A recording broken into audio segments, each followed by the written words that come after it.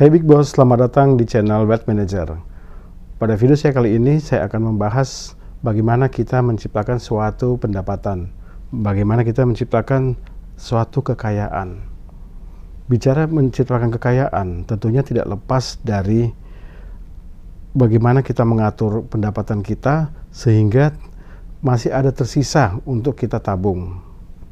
Bagaimana kita bisa mendapatkan pendapatan?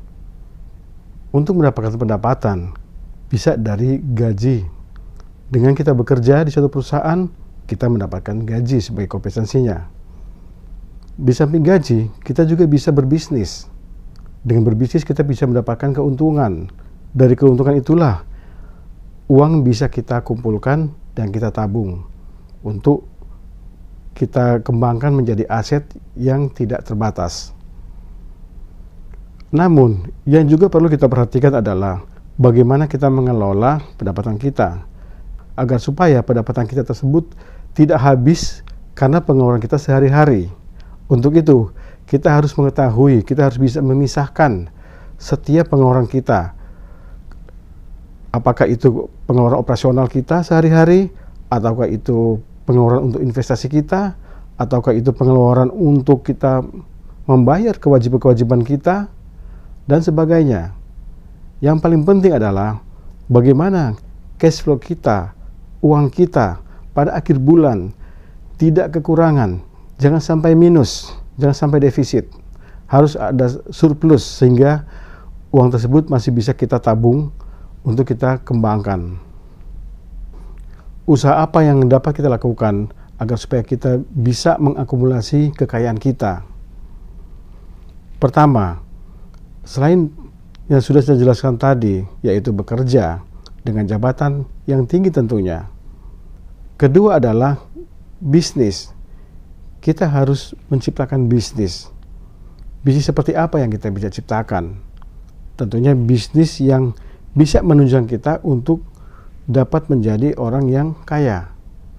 Pertama, kita harus menjalankan bisnis yang sesuai dengan keahlian kita. Bisnis yang sesuai dengan passion kita. Dan kedua, bisnis tersebut harus kita korporasikan. Artinya, bisnis tersebut harus kita badan hukumkan menjadi perseroan terbatas. Kenapa harus kita korporasikan? Agar supaya bisnis tersebut bisa berkembang dan bisa dikembangkan. Nah, untuk itu, dalam bisnis kita harus memiliki manajemen. Setidaknya, kita harus memiliki karyawan 3 orang dalam perseroan terbatas kita pada perusahaan kita. Sehingga perusahaan yang kita bangun tersebut bisa mencapai apa yang kita rencanakan dan kita inginkan, yaitu bisa mendapatkan laba yang besar. Sehingga kita bisa memperoleh dividen dari laba dari perusahaan tersebut. Kenapa kita harus korporasikan bisnis kita? Sebab jika bisnis kita tidak kita korporasikan, bisnis ini tidak bisa kita kembangkan secara profesional dan rasanya sulit untuk menjadi besar. Untuk itu, kita harus mengkorporasikan bisnis kita menjadi badan hukum sehingga dapat kita kembangkan dan kita pun dapat merekrut para profesional yang sesuai di bidangnya masing-masing. Dapat kita rekrut untuk ikut membesarkan dan membangun bisnis kita tersebut. Sebagai contoh, jika perusahaan kita sudah kita bangun dengan manajemen yang baik, kita bisa mengembangkan perusahaan tersebut. Misalnya, kita bisa kembangkan dengan cara mengajukan pinjaman ke bank, atau kita bisa menerbitkan obligasi untuk menambah modal kita sehingga perputaran bisnis kita bisa menjadi lebih besar. Juga perusahaan tersebut pada akhirnya kita bisa melakukan IPO sehingga perusahaan kita menjadi lebih besar tanpa batas. Selanjutnya adalah investasi. Kita harus melakukan investasi agar supaya kita bisa mengakumulasikan pendapatan kita. Misalnya investasi pada reksadana, pada unit link, atau saham di Bursa Efek Indonesia, ataupun di bursa luar negeri. Kita juga bisa berinvestasi di properti, aset properti. Misalnya di REIT. Apa itu REIT? Real Estate Investment Trust, yaitu dana kelolaan yang diinvestasikan di properti. Dalam berinvestasi di reksadana, kita harus berinvestasi sesuai dengan profil investasi kita. Apabila kita berani mengambil risiko, kita bisa mengambil reksadana pasar modal. Karena pada reksadana pasar modal ini, pertumbuhan investasinya cukup tinggi, antara 20 hingga 30% per tahun.